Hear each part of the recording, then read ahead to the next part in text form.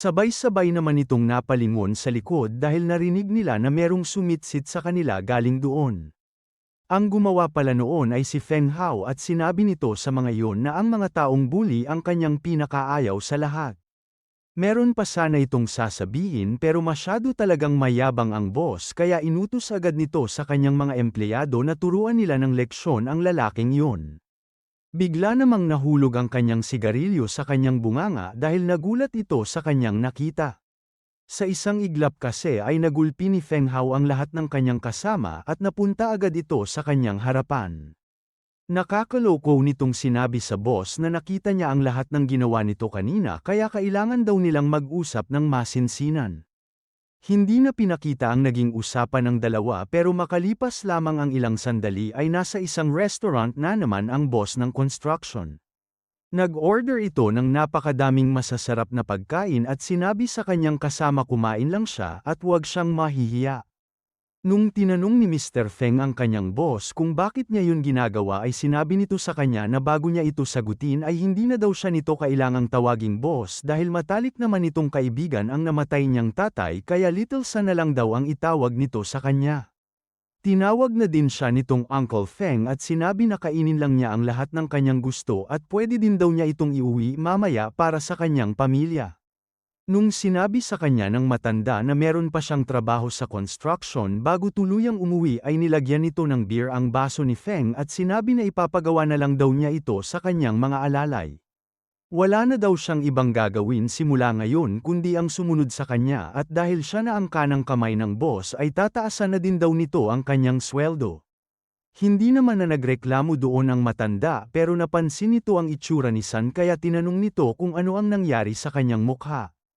Hindi naman nito pwedeng sabihin na gawa ito ng kanyang anak kaya sinabi na lang nito na nahulog lamang siya sa hagdanan ng una mukha.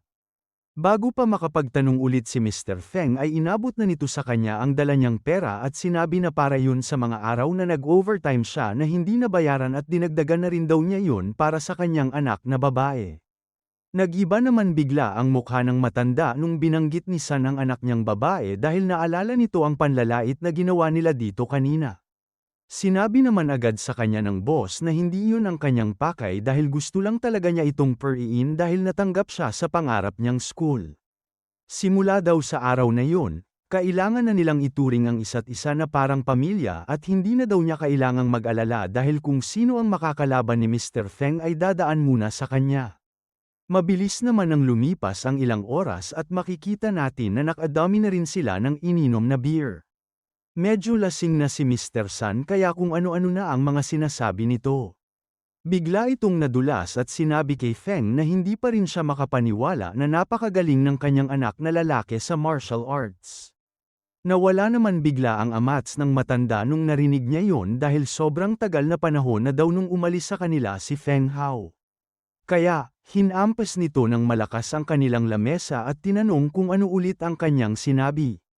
Tinanong na din nito ng seryoso ang boss kung saan ba talaga nito nakuha ang kanyang mga pasa sa mukha. Hindi naman agad nakasagot sa kanya si San dahil inisip nito na nakagawa siya ng isang malaking pagkakamali. Magpapalusot na sana ito sa kanyang kausap pero nagulat ito nung nakita niya na parehas sila ng naging ekspresyon ng kanyang anak. Dahil sa hindi pagsagot sa kanya ng kanyang boss ay mabilis na itong tumakbo palabas ng restaurant. Hindi nito alam kung saan siya pupunta pero iniisip nito na hindi pa daw siguro nakakalayo ang lokong iyon sa kanilang lugar. Dahil sa kakaibang kinikilos ni Mr. San at sinabi nito tungkol sa kanyang anak ay napagtanto nito na baka nga buhay pa si Feng Hao at siya ang gumawa noon sa mukha ng kanyang boss. Nung napagod na ito ay bigla na lang siyang huminto sa isang lugar at sinigaw ng malakas ang pangalan ng kanyang anak. Nagulat naman doon ang mga dumadaan kaya ang akala ng mga ito ay nababaliw na ang matandang yon. Makalipas lamang ang ilang sandali ay nakasunod na sa kanyang pwesto si Mr. San. Dahil sa takot ay bigla na lang itong sumigaw sa ere at sinabi sa kawalan na wala daw siyang sinabi.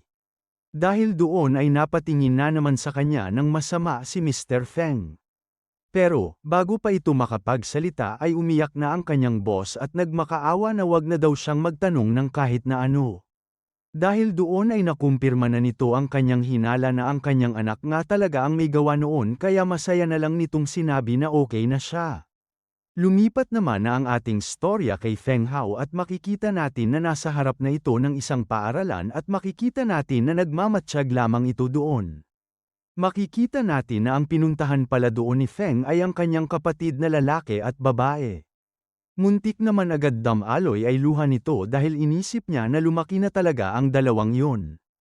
Bigla namang natigil ang kanyang kapatid na babae sa pagtawa dahil meron itong naramdaman sa likod kaya tumingin agad ito doon.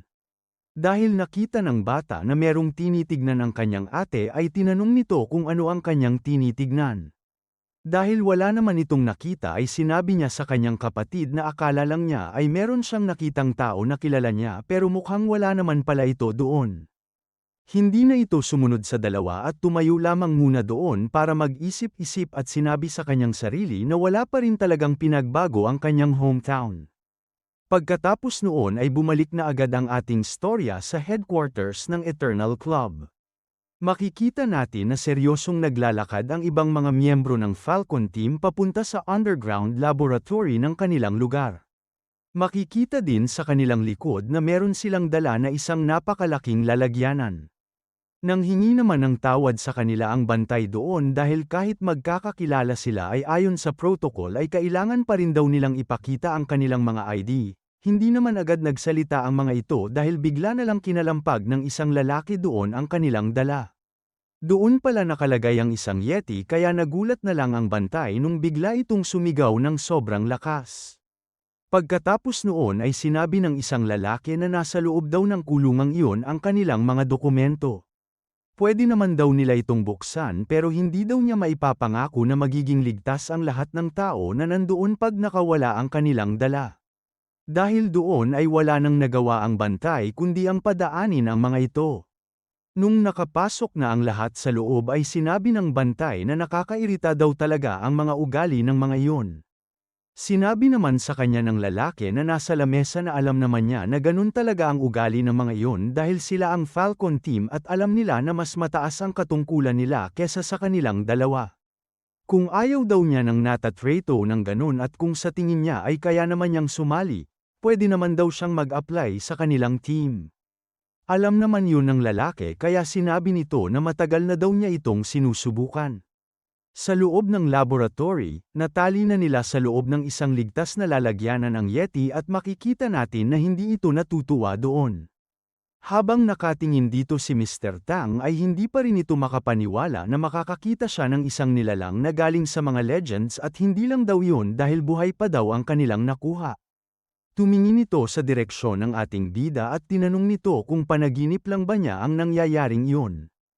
Habang naglalakad ito palapit sa kanya ay sinabi nito na hindi ito panaginip at dinagdag pa nito na yun din siguro ang iniisip ng yeti na yun.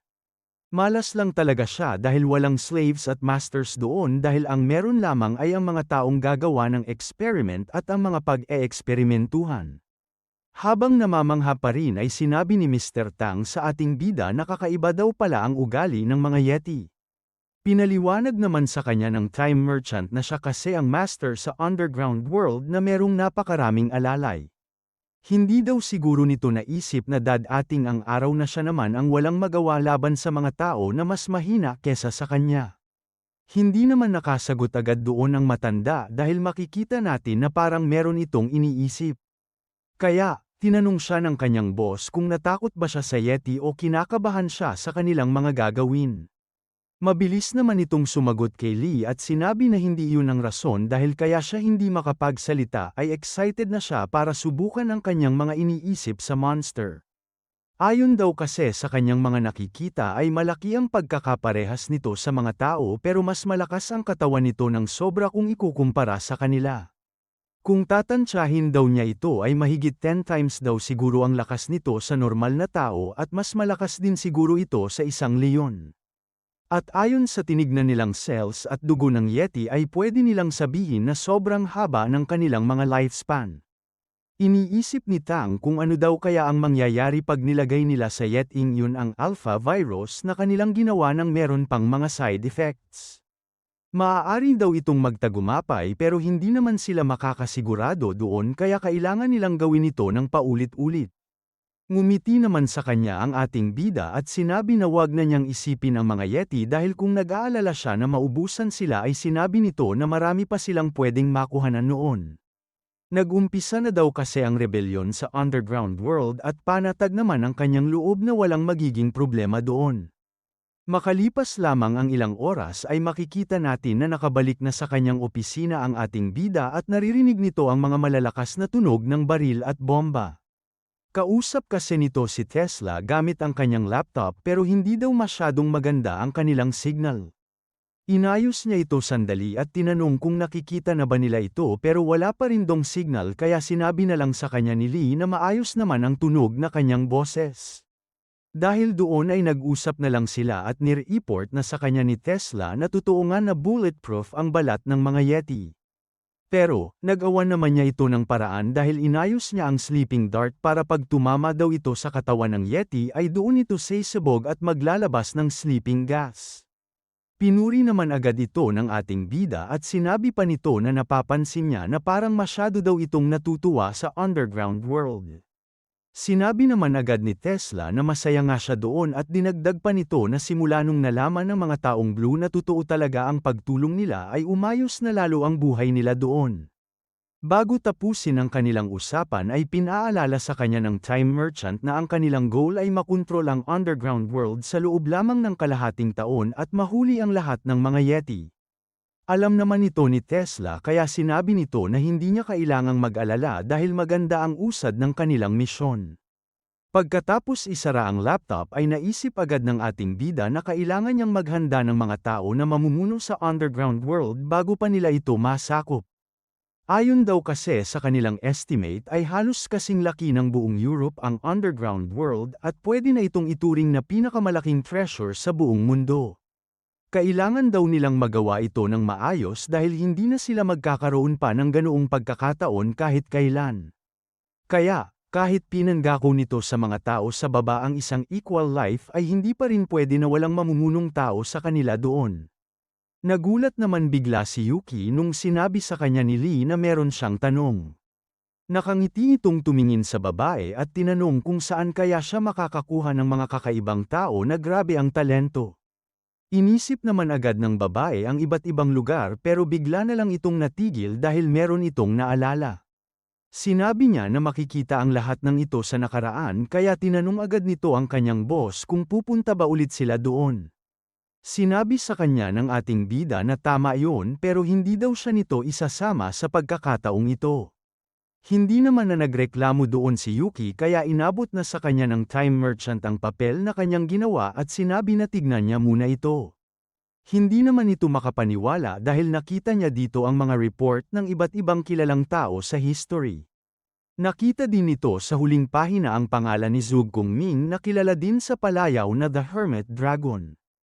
Tinaas nito ang kanyang paa sa lamesa at sinabi na alam naman siguri ni Yuki na namatay ang mga minsters na yon dahil sa mga plano ng malalapit na tao sa kanilang paligid. Kahit maliliit na kilos lamang sa lugar na iyon ay pwede nilang ikamete kaya hindi na daw ipagsasapalaran ni Lee ang buhay ng kanyang secretary. Dahil doon ay hindi na talaga nito gustong sumama kaya tinanong na lang nito kung sino ang pinakagusto niyang kuhanin sa mga tao na nakalagay sa report na yun. Hindi na nag-isip pa ng malalim ang ating bida dahil ngumiti agad ito kay Yuki at sinabi na gusto niyang kunin ang lahat ng iyon. Naintindihan naman na ito ng babae kaya umalis na ito at sinabi na ihahanda na agad niya ang mga kakailanganing data ng kanyang boss. Napatigil naman ito sa paglalakad nung nabunggo siya sa katawan ng isang malaking lalaki. Nung tinignan nito kung sino yun ay nagulat siya dahil nakabalik na daw pala si Feng Hao. Nung nakita siya ng ating bida ay napatayo na ito sa kanyang upuan at sinabi na mukhang napaaga daw siya ng balik. Pero, sakto naman daw yun dahil kailangan agad nilang umalis papunta sa underground world. Ang alam ni Feng ay nandoon ang iba niyang kasama sa Falcon team at si Tesla kaya tinanong nito kung nagkaroon ba sila ng problema. Sinabi naman sa kanya ng Time Merchant na pupunta lang sila doon para tumulong ng konti at kunin ang mga bagong huling Yeti para sa kanilang experiment. Sa loob lamang ng ilang buwan, Isang malakas na bagyo ang tumama sa lugar kung saan namumuno ang mga Yeti. Ang bagyong yun ay gawa ng mga taong blue at ang mga kakampi nila na sundalo ng God of Light. Sinasabi rito na isa ito sa pinakaimportanteng era para sa underground world. Makikita ng lahat na napakalaki ng improvement sa ibang mga tao dahil sa tinatawag nilang trial or training by combat. Pero, makikita natin na ang iba naman ay lumulubog na at napanghihinaan na ng loob dahil parang nababaliktad na ang kanilang mga sitwasyon. Patuloy lang ang mga taong blue at ang Falcon team sa pagdiretso at dahil doon ay malapit na daw sila sa Royal Capital. Habang nasa likod ng kotse ay kinalampag ni Xiao ang taas nito at sinabi na doon na daw siya bababa. Hindi kasi nito gusto ang nangyari kanina sa kanilang misyon kaya nagmamadali itong pumasok sa Alliance Army Frontline Command Center. Pagkapasok nito sa loob ay sumigaw agad ito at hinanap si Kirang dahil itatanong nito kung bakit hindi sumasagot kanina ang mga tao niya sa kaliwang bahagi ng kanilang formation. Halos mapatid na daw ang kanyang lalamunan sa kakasigaw kaya imposibleng hindi daw siya narinig ng kanyang mga tao. Pinakalma naman agad nito ang kanilang general at sinabi na meron daw kaseng masamang nangyari. Meron daw kaseng kalaban na bigla na lang lumabas at sinira ang kanilang mga radyo. Hindi naman naniwala doon si Xiao dahil hindi daw siya magkakamali ng utos dahil sigurado siya na bago sila pumunta doon ay wala nang kahit na isang Yeti sa lugar na yun. Natigil naman ang dalawa sa kanilang bangayan dahil merong nagsalita sa kanilang gilid at sinabi na hindi Yeti ang kanilang tinutukoy. Sinabi ni Bema sa kanilang general na isa daw itong taong blue at ang mas malala pa ay galing pa ito sa kanilang tribo. Nanghingi naman agad ng tawad si Kirang kay Xiao at sinabi na kaya lang nito hindi sinabi agad ay dahil nahihiya ito sa ginawa ng kanyang mga katribo. Nung nakita daw nila ang mga iyon na gamit ang mga luma nilang sandata ay ang akala lang nila ay hindi pa sila nabibigyan ng mga gamit na galing sa kanilang god. Sinabi naman ni Xiao na mukhang nag-iisip din pala ang mga Yeti dahil ginagamit nila ang mga taong blue para makalapit sa kanila. Meron namang naisip na solusyon si Kirang kaya nagtaas ito ng kamay at sinabi nito sa kanyang general na pwede naman silang pumunta agad sa mga boss na Yeti para talunin agad ang mga ito para tapos na ang lahat. Nagulat naman ang mga ito nung narinig nila ang time merchant na nagsalita at sinabi na hindi noon mareresolba ang ugat ng problema. Pag ginawa daw nila ito ay baka mas magalit pa ang ibang mga Yeti at lalo lang magkaroon ng mas malaki pang gulo. Dinagdag pa nito na marami pa silang mga hawak na taong blue na loyal sa kanila kaya isa pa ito sa kanilang problema. Nagsalita naman na doon si Xiao at sinabi nito na ang kailangan nilang gawin ay patayin ang mga taong blue na gagawin ang lahat para sa mga Yeti. Pero, hindi naman daw nila pwedeng patayin lahat dahil pag ginawa nila yun ay magagalit sa kanila ang mga taong blue at pag nangyari yun ay kakampi ang lahat ng ito pabalik sa mga Yeti. Pinaliwanag naman sa kanila ng ating bida na kaya naman niyang sakupin ng napakabilis ang buong underground world kung gugustuhin lang niya pero hindi daw ito uubra. Kailangan daw talaga nila itong unti-untiin para sa ikabubuti ng lahat.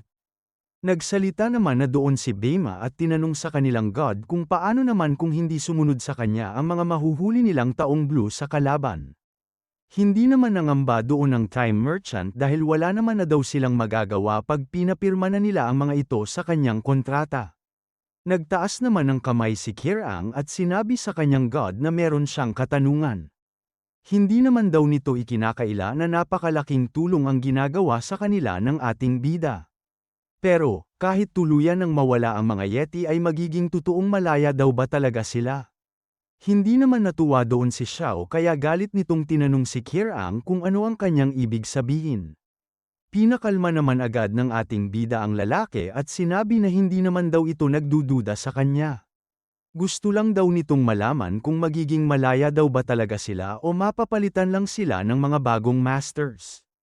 Pinaliwanag nito ng mabuti kay Kirang na kahit sa kanilang lugar ay merong mga nasa taas at nasa baba. Natural lang daw ito na pangyayari kaya hindi nila kailangang matakot kung merong bagong mamumuno sa kanila. Pinapangako naman daw ng time merchant na kahit sino pa yon ay hindi na mangyayari sa kanila ang ginawa ng mga Yeti. Kaya para masagot ang kanyang tanong, totoong magiging malaya na sila pag naubos na nila ang mga monsters na yon. Naintindihan naman agad ito ng mag-asawa kaya tinanong ni Kierang ang kanilang god kung siya ba ang panibago nilang king na mamumuno sa kanila. Ngumiti lang ang time merchant sa mga ito at sinabi nito na masyado siyang busy para doon.